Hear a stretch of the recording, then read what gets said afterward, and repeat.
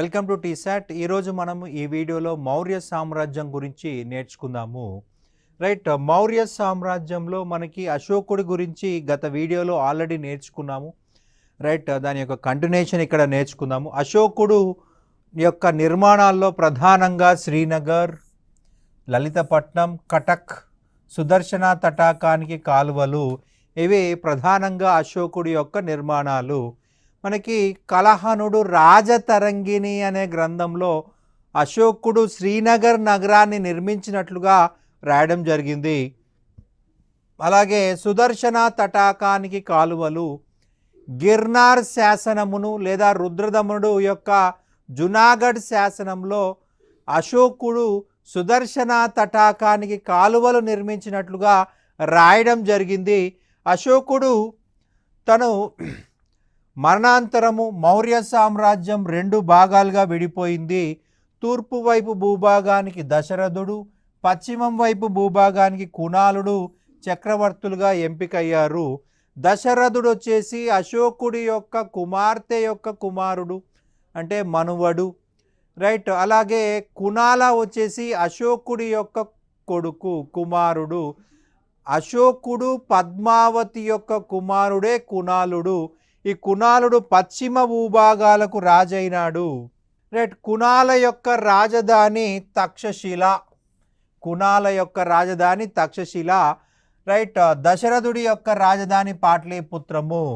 కునాలుడు తక్షశిల కేంద్రంగా రాజధానిగా మౌర్య సామ్రాజ్యాన్ని పశ్చిమ భూభాగాలను పరిపాలిస్తే, దశరథుడు కుమార్తె యొక్క కుమారుడు, ఇతను పాటలీపుత్రం కేంద్రంగా పరిపాలించాడు. దశరథుడు పుత్ర సంతానం లేకుండా మరణించాడు. ఇక్కడ ఒక అడిషనల్ సమాచారం దశరథ గురించి చూసినట్లయితే, ఈ దశరథుడు నాగార్జున కొండ, ఇది మనకి బీహార్ నాగార్జున కొండ అండి. బీహార్ నాగార్జున కొండ మనకి మన తెలుగు ప్రాంతంలో నాగార్జున కొండ కాదు. ఈ బీహార్ నాగార్జున కొండలో 3 గుహలు కట్టించాడు. ఈ 3 గుహలు అజీవక సన్యాసులకి దానం చేయడం జరిగింది. అజీవక సన్యాసులకి దానం చేయడం జరిగింది. మనం గత సబ్జెక్టులో ఆల్రెడీ చెప్పుకున్నాము. అశోకుడు భారతదేశ చరిత్రలోనే తొలిసారిగా గుహలను నిర్మించిన వాడు అని చెప్పుకున్నాము.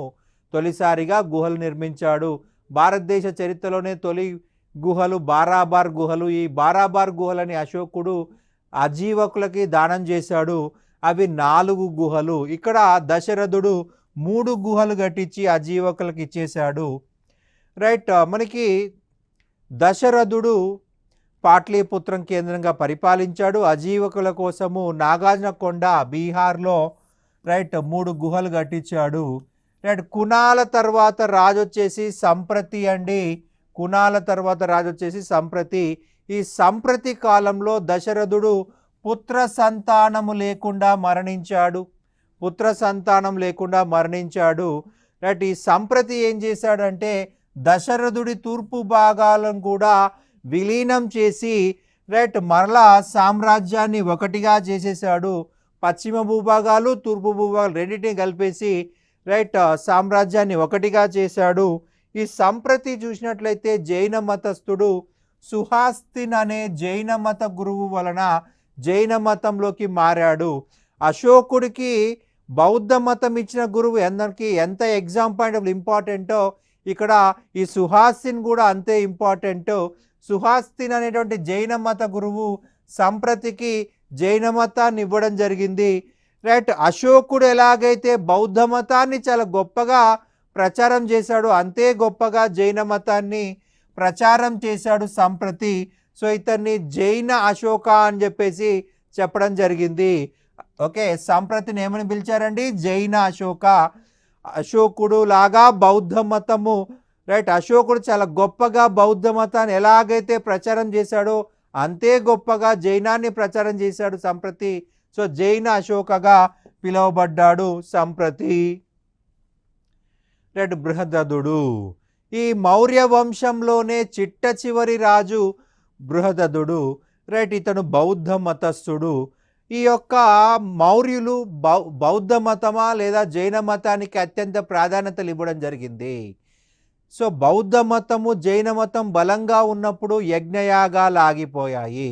యజ్ఞయాగాలు లేని కారణంగా బ్రాహ్మణులకి పని లేదు. సో బ్రాహ్మణుల యొక్క మతం లేదా వైదిక మత పునరుద్ధరణ కోసము పుష్యమిత్ర శుంగుణ్ణి తమ నాయకుడిగా ఎంపిక చేసుకోవడం జరిగింది.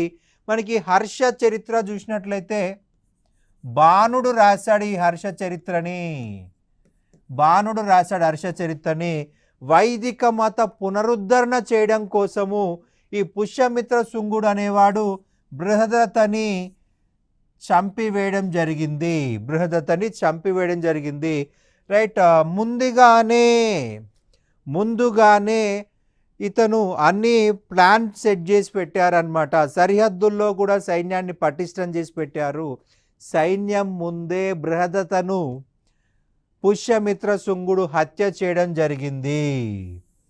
రైట్. పుష్యమిత్ర శుంగుడు అనేవాడు బ్రాహ్మణ మంత్రి, రైట్, బ్రాహ్మణ సైనిక అధికారి, రైట్. బ్రాహ్మణులను తిరిగి అధికారులను తీసుకురావడం కోసం, వైదిక యజ్ఞయాగాలను తిరిగి పునరుజ్జీవింపజేయడం కోసము, రైట్, పుష్యమిత్ర శుంగుడు యొక్క బృహదతను చంపేశాడు. రైట్. చంపేసి శుంగ వంశాన్ని ప్రారంభించినట్లుగా హర్ష చరిత్రలో బాణుడు రాయడం జరిగింది.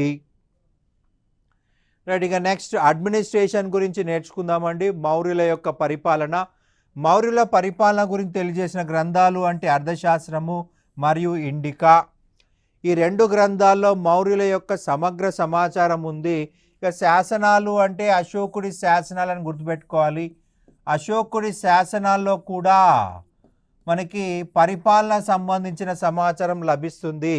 మౌర్యుల కాలంలో పాలన విషయం చూసినట్లయితే 5 నుంచి 10 గ్రామాల కలయికతో గోపుడు అనే అధికారి పాలించేవాడు.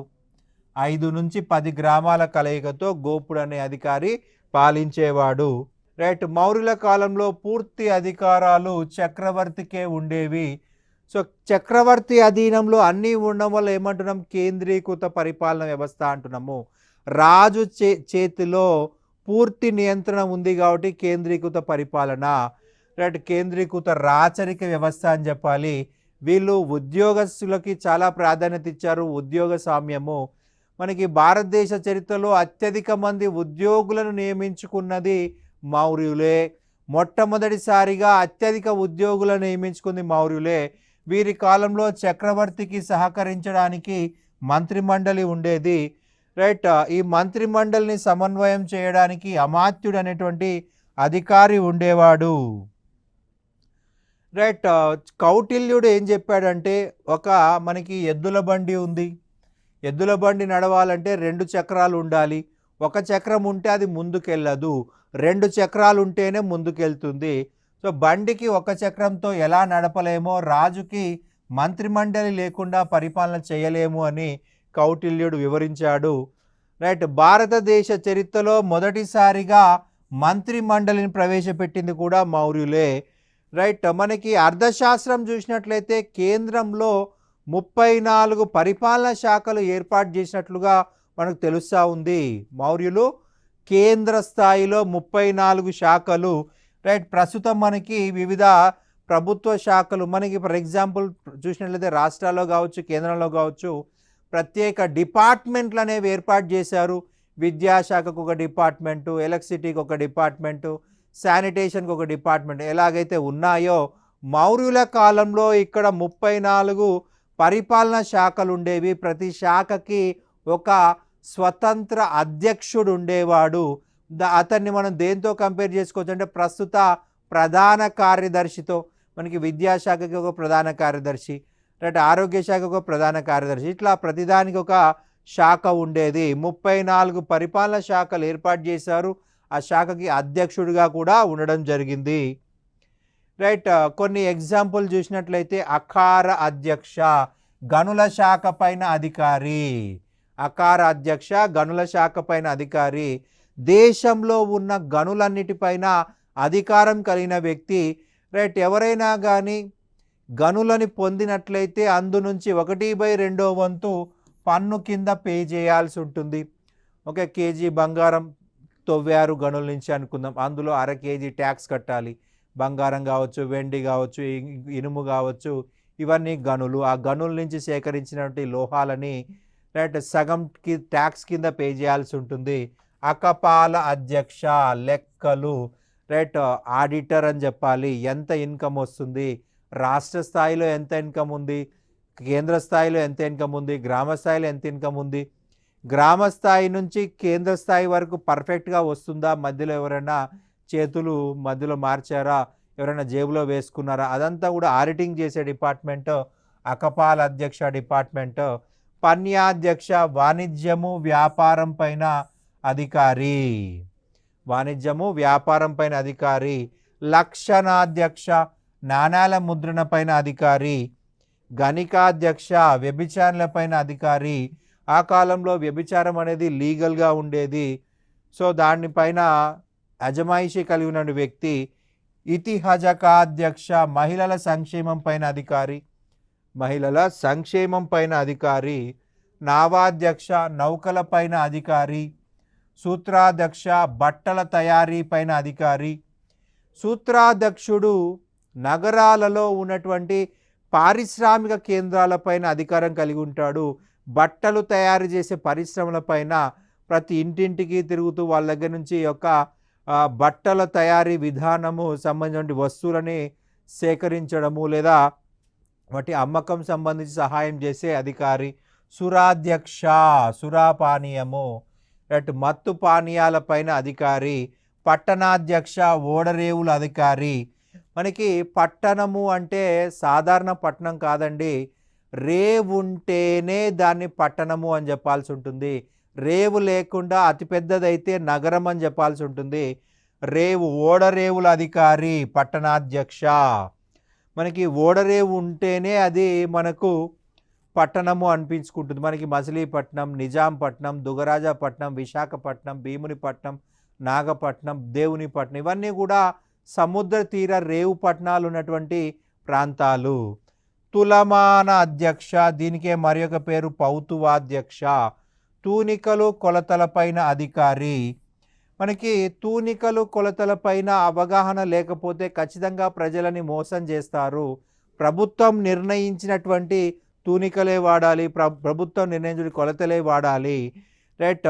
కొంతమంది ఏం చేస్తారంటే తప్పుడు తూనికలు వాడతారు, అప్పుడు ప్రజలకి నష్టం, ప్రభుత్వానికి కూడా నష్టం. అలా ఉండకుండా ప్రభుత్వం నిర్ణయించినటువంటి తూనికలే వాడాలి, కొలతలే వాడాల్సి ఉంటుంది రైట్. దానిపైన క్రాస్ చెక్ చేసే అధికారం ఉన్న అధ్యక్షుడు తులమాన అధ్యక్ష లేదా పౌతువాధ్యక్ష.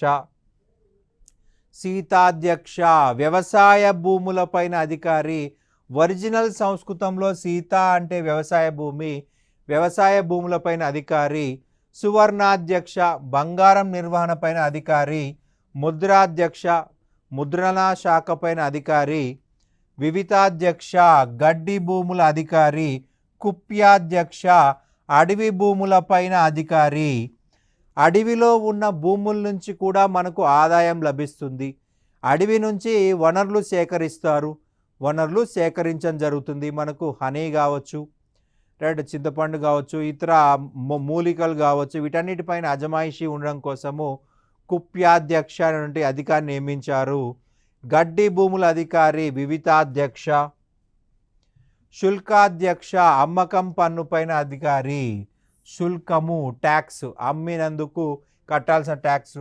కోస్టరాధ్యక్ష గోదాముల నిర్వహణ అధికారి. కోశాధ్యక్ష ఖజానాధికారి. నగరాధ్యక్ష ఇతన్నే నాగరిక అని కూడా అంటారు, నగరం యొక్క పరిపాలకుడు, నగరం యొక్క పరిపాలకుడు. ఇక మనకి 34 డిపార్ట్మెంట్ డిస్కస్ చేసుకున్నాము. అలాగే మనకి కేంద్ర ప్రభుత్వంలో ఉన్న వివిధ అధికారులు. సమాహర్త రెవెన్యూ అధికారి రైట్, కేంద్ర ప్రభుత్వంలో ఉన్న రెవెన్యూ అధికారి. సన్నిదాత ముఖ్య కోశాధికారి, ముఖ్య కోశాధికారి. రాజ్యం యొక్క పరిపాలనా సౌలభ్యం కోసము రాజ్యాన్ని జనపదం అని చెప్పేసి పిలవడం జరిగింది. జనపదము రాష్ట్రము. జనపదాన్ని ఆహారంగా విభజించారు, జనపదాన్ని ఆహారంగా విభజించారు. ఆహారాన్ని విషయాగా విభజించారు, విషయాగా విభజించారు. ఇక చిట్ట చివరి విభాగం గ్రామము. చిట్ట చివరి విభాగము గ్రామము, జనపదము రాష్ట్రము. ఈ రాష్ట్రాలలో రైట్ కుమార అమాత్యులు లేదా ఆర్యపుత్ర అని చెప్పేసి నియమించడం జరిగింది. రాష్ట్ర రాజధానులకి గవర్నర్లు లేదా అధిపతులుగా కుమార అమాత్యులు లేదా ఆర్యపుత్రులు. మనకి రాజు యొక్క కుమారుడు అయితే మనకు కుమార అమాత్య అంటారు. రాజు యొక్క కుమారుడు గవర్నర్ అయితే కుమార అమాత్య అని పిలవడం జరుగుతుంది.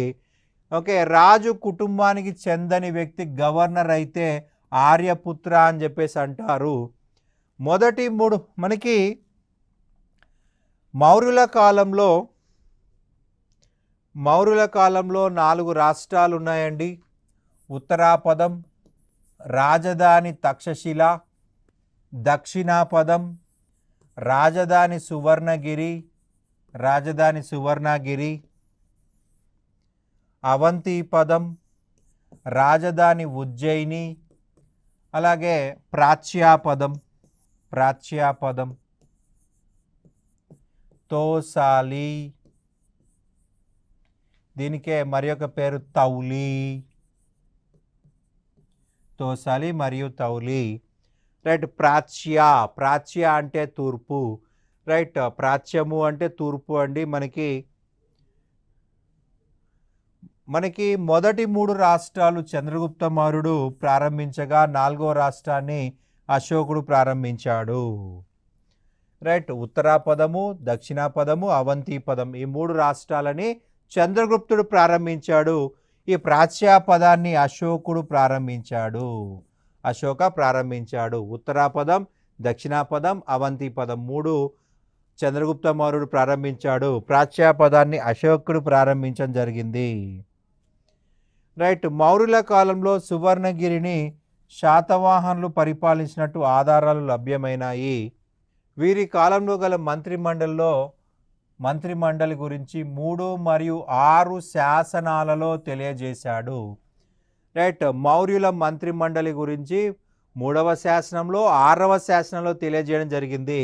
చక్రవర్తి దూతల ద్వారా రాజ్య విషయాలను గవర్నర్లకు తెలియజేశాడు. గవర్నర్ల యొక్క పరిపాలనను వేగుల ద్వారా తెలుసుకున్నాడు. వేగులు అంటే స్పైలు, గూఢచారులు అన్నమాట. గవర్నర్ల యొక్క పరిపాలన గురించి వేగుల ద్వారా తెలుసుకునేవారు. రైట్, వీరి కాలంలో పాటలీపుత్రం గురించి ఇండికా గ్రంథంలో తెలియజేయడం జరిగింది.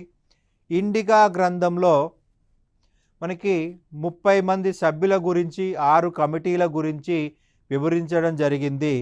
6 కమిటీలు ఉన్నాయి. ప్రతి కమిటీలో కూడా 5 సభ్యులు.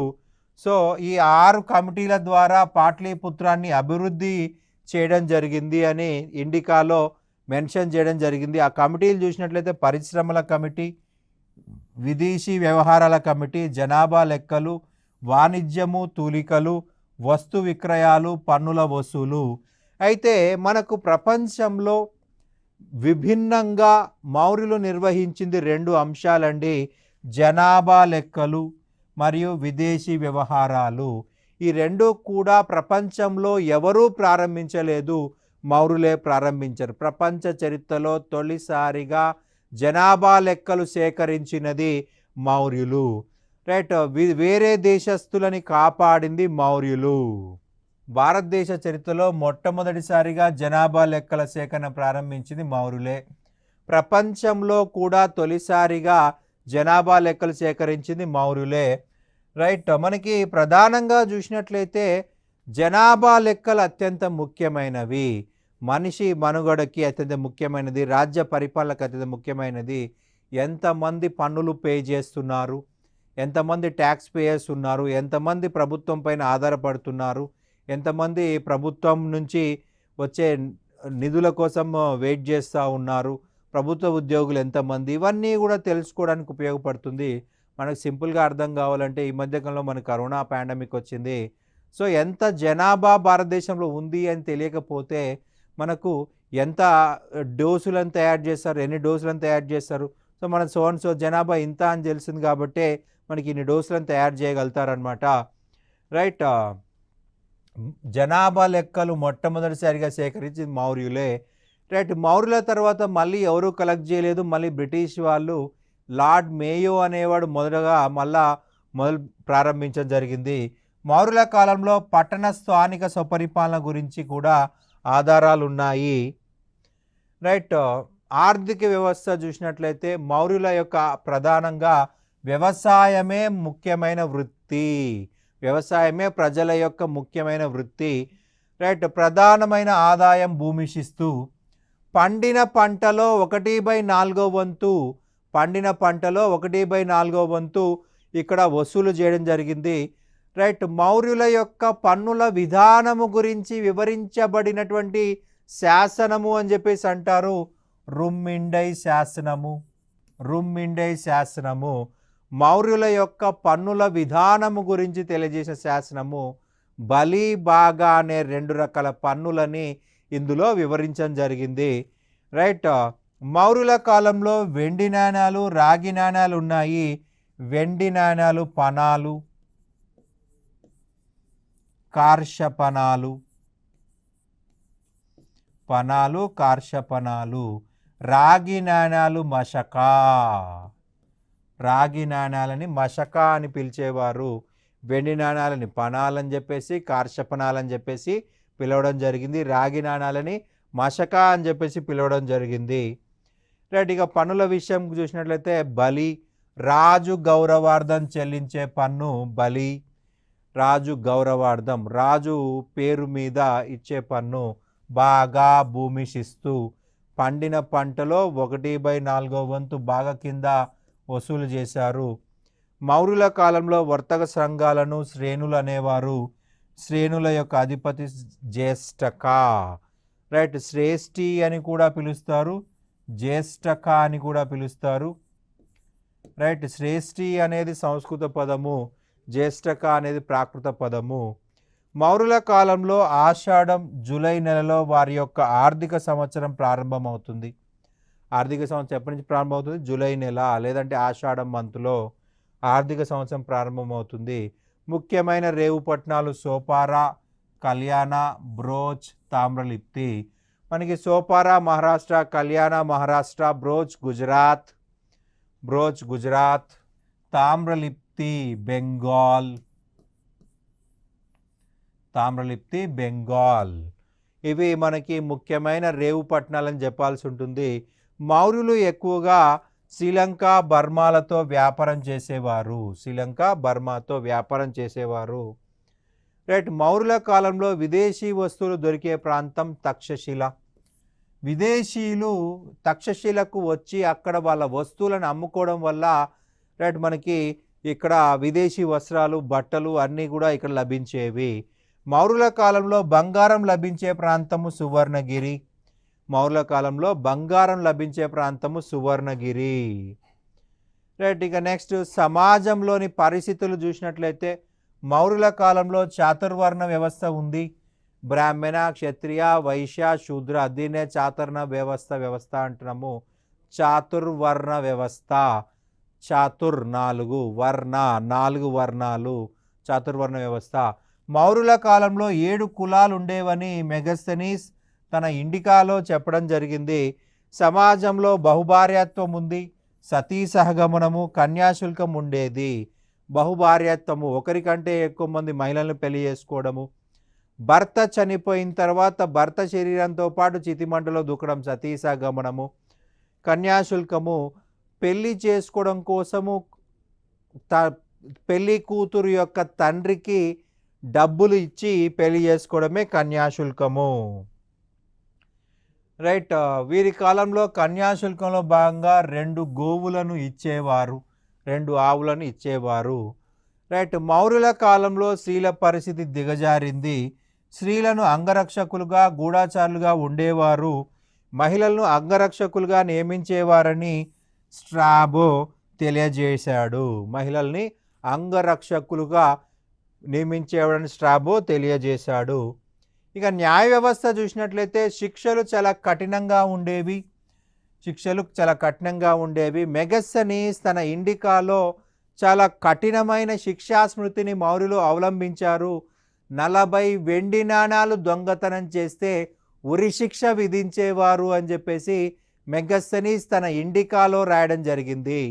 అండ్ అత్యున్నత న్యాయస్థానం పాటలీపుత్రంలో ఉండేది. రైట్, అత్యున్నత న్యాయాధికారి చక్రవర్తి, రాజే అత్యున్నత న్యాయాధికారి. ఆ తర్వాత న్యాయాధికారిని మహాధర్మాధికారి అనేవారు. మహాధర్మాధికారి అనే న్యాయాధికారి ఉండేవాడు. రైట్, మౌర్యుల కాలంలో సివిల్ కేసుల విచారణకు ధర్మస్య, క్రిమినల్ కేసుల విచారణ కోసం కంటక శోధన అనేటువంటి కోర్టులను, న్యాయస్థానాలను ఏర్పాటు చేశారు. ధర్మస్య సివిల్ న్యాయస్థానము, కంటక శోధన క్రిమినల్ న్యాయస్థానము. అలాగే వీరి కాలంలో 10 గ్రామాలకు సంగ్రహ అనే పేరుతో, 400 గ్రామాలకు ద్రోణాముఖ అనే పేరుతో, 800 గ్రామాలకు స్థానీయ అనే పేరుతో న్యాయస్థానాలు ఉండేవి. 800 గ్రామాలైతే స్థానీయ, 400 గ్రామాలైతే ద్రోణాముఖ, 10 గ్రామాలైతే సంగ్రహ, పైనుంచి కిందికి అన్నమాట. 10 గ్రామాలైతే సంగ్రహ న్యాయస్థానాలు ఉన్నాయి. వీటి యొక్క ప్రధాన న్యాయాధికారిని పాడ్వీవాకా అనేవారు. అశోక చక్రవర్తి తన పట్టాభిషేకం జరిగిన సంవత్సరము ప్రతి వార్షికోత్సవం రోజు రైట్ ఖైదీలను విడుదల చేసేవాడు. అశోక చక్రవర్తి పట్టాభిషేకం చేసుకున్న రోజున ప్రతి సంవత్సరం ఖైదీలను విడుదల చేసేవాళ్ళు. సత్ప్రవర్తన, మంచి ప్రవర్తన ఉన్నవాళ్ళు. మౌర్యుల సైనిక వ్యవస్థ గురించి కౌటిల్యుడు స్ట్రాబో రచనల ద్వారా తెలుస్తూ ఉంది. మౌర్యుల కాలంలో సైనిక వ్యవస్థ గురించి 6 భాగాలుగా విభజితమైంది. రైట్, ఈవెన్ మనకి మెగస్తనీస్ ఇండికాలో కూడా సైన్యాన్ని 6 భాగాలుగా విభజించాడు. కాల్బలం, గజబలం, అశ్విక బలం, ఆయుధ దళం, రథబలం, నౌకాదళం, ఇట్లా 6గా డివైడ్ చేశారు. రైట్, ఆయుధ దళం వచ్చేసి ఆయుధాలను సరఫరా చేస్తారు, ఆహారాన్ని సరఫరా చేస్తారు. రైట్, 6. ఇక నెక్స్ట్ చూసినట్లయితే మనకి మౌర్యులు గూఢాచారులను కూడా నియమించుకోవడం జరిగింది. మనకి గూఢ పురుష అని చెప్పేసి అర్థశాస్త్రం ప్రకారము తెలుస్తూ ఉంది. గూఢాచార సంఘానికి అధ్యక్షుడు గూఢ పురుష అని చెప్పేసి అర్థశాస్త్రంలో మెన్షన్ చేశారు. అశోకుడి శాసనాల్లో పులిసాని, ప్రతివేదక అని చెప్పేసి అధికారులు ఉన్నట్లుగా చెప్పడం జరిగింది. పులిసాని, ప్రతివేదక వీళ్ళిద్దరు అధికారులు. గూఢచర్యం డిపార్ట్మెంట్ యొక్క అధికారులు గూఢ పురుష. రైట్, గూఢచర్యం సంబంధించి అర్థశాస్త్రం ప్రకారం గూఢ పురుష అనేవాడు ఇన్ఛార్జ్గా చెప్పాల్సి ఉంటుంది. అశోకుడి శాసనాల్లో పులిసాని, ప్రతివేదక. ఇక మౌర్యుల పతనానికి కారణాలు. అశోకుడి యొక్క అహింస, ఆర్జీ బండార్కర్. మౌర్యులకి 6 లక్షల కాల్బలం ఉంది అని చెప్తున్నాం. 30,000 గుర్రాలు, 8,000 రథాలు, 9,000 ఏనుగులు. మరి ఇంత సైన్యం ఉండి అసలు యుద్ధానికి వెళ్ళకపోతే ఏమవుతుంది పరిస్థితి? సో ఆ యొక్క సైన్యం అనేది బలహీనపడిపోయింది. సో భవిష్యత్తులో వచ్చే తిరుగుబాట్ల గురించి అతను ఆలోచించలేదు. సో ఈ యొక్క మితిమీరిన అహింస కూడా ఒక కారణమైందంటాడు ఆర్జీ బండార్కర్. బ్రాహ్మణుల తిరుగుబాటు, హెచ్పి శాస్త్రి, హెచ్పి రెడ్డి. ఇక ఆర్థిక దివాలా. మౌర్యులు 6 లక్షల సైన్యాన్ని నిర్వహించారు. 6 లక్షల సైన్యాన్ని నిర్వహించడం జరిగింది. 6 లక్షల సైన్యం నిర్వహించారు. మరి అంతమందికి జీతాలు ఎక్కడ తీసుకొస్తారు? రైట్, యుద్ధాలు చేయకూడదని అశోకుడు అంటాడు. మరి యుద్ధం చేయకుండా అంత పెద్ద సైన్యం ఉండి సో వాళ్ళకి జీతాలు ఇవ్వలేని పరిస్థితికి దిగజారిందనమాట. సో ఒక ఆర్థిక దివాలా కూడా అంటాడు డిడి కోశాంబి. ఓకే, ఇక మన జాతీయ చిహ్నం గురించి మాట్లాడినైతే అశోకుడు యొక్క సారనాథ్ స్తంభ శాసనం నుంచి తీసుకోవడం జరిగింది. ఒక దేశం యొక్క జాతీయ చిహ్నం అనేది ఆ దేశం యొక్క అధికార చిహ్నంగా పిలువబడుతుంది. అధికార చిహ్నం అనేది ఆ దేశ ప్రజల సార్వభౌమాధికారాన్ని చిహ్నంగా ఉంటుంది.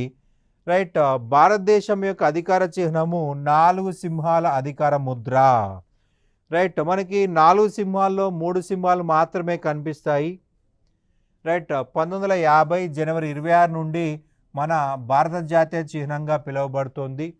అశోకుడు నిర్మించిన సారనాథ్ స్తూపం నుండి మనకి యొక్క అశోక 3 సింహాల ముద్రను తీసుకోవడం జరిగింది. రైట్ మన భారత రాజ్యాంగము భారత ప్రభుత్వం దీన్ని గ్రహించడం జరిగింది. రైట్ స్తూపం చూసినట్లయితే దీనికి మధ్యలో చక్రం ఉంటుంది. ఇందులో అడ్డగీతలు లేదా 24 రేఖలు ఉంటాయి. రైట్ మనకి 4 సింహాలు ఉన్నాయని చెప్పుకున్నాం. రైట్ అధికారానికి, ధైర్యానికి, ఆత్మవిశ్వాసానికి రైట్ ప్రతీకలైతే 4వ కనిపించని సింహము భారత జాతి గౌరవానికి చిహ్నము. 4వ సింహం వచ్చేసి భారత జాతి గౌరవానికి చిహ్నంగా చెప్పుకోవాల్సి ఉంటుంది. రైట్ మనకి అశోకుడు వివిధ ప్రాంతాలలో స్తంభ శాసనాలు నాటాడండి. స్తంభ శాసనాలు నాటడం జరిగింది. ప్రధానంగా చూసినట్లయితే మనకి స్తంభాలు రైట్ వాటిపైన ఉన్నటువంటి చిహ్నాలు అని చెప్పాల్సి ఉంటుంది. రైట్ మనకి వైశాలి బీహార్ రాష్ట్రము ఒక సింహం కనిపిస్తుంది, ఒక చిహ్నం కనిపిస్తుంది. రైట్ లౌరియా నందన్గర్ ఒక సింహం కనిపిస్తుంది. లౌరియా నందన్గర్ కూడా మనకి బీహార్ అని చెప్పాల్సి ఉంటుంది. అలాగే మనకి సారానాథ్ 4 సింహాలు. రుమ్మిండై గుర్రము. రాంపూర్వ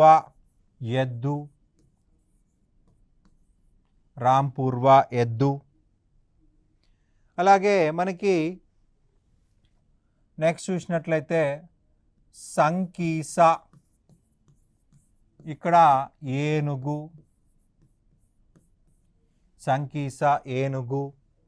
ఇవన్నీ మనకు అశోకుడు జారీ చేసిన స్తంభ శాసనాల పైన ఉన్నటువంటి జంతువులు. పాటలీపుత్రం పరిశీలించినట్లయితే ఇక్కడ మనకి 24 అడ్డగీతలు గల చక్రము.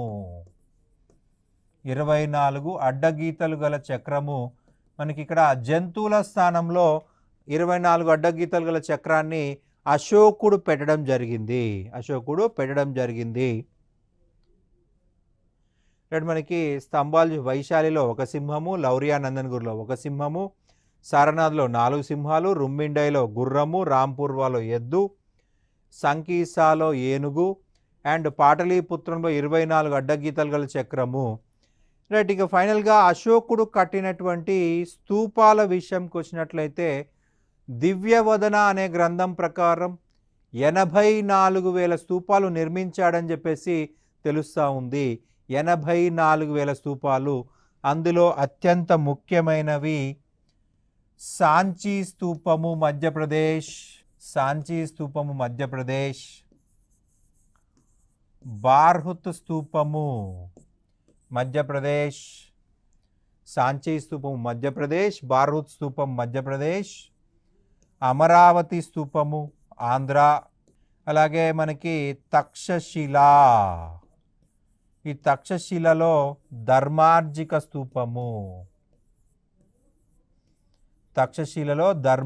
స్తూపాన్ని అశోకుడు జారీ చేయడం జరిగింది. రైట్ అశోకుడు నిర్మించడం జరిగింది. ఇవన్నీ కూడా నిర్మాణాలు, ముఖ్యమైనటువంటి నిర్మాణాలు అన్నమాట. మనకి పతంజలి మహాభాష్యం అనే గ్రంథంలో మౌర్యుల యొక్క నిర్మాణాలు దేవతల నిర్మాణాలు అని చెప్పేసి, అలాగే సౌగంగేయ అనే భవనము బంగారంతో నిర్మించారు అని చెప్పేసి మెన్షన్ చేయడం జరిగింది.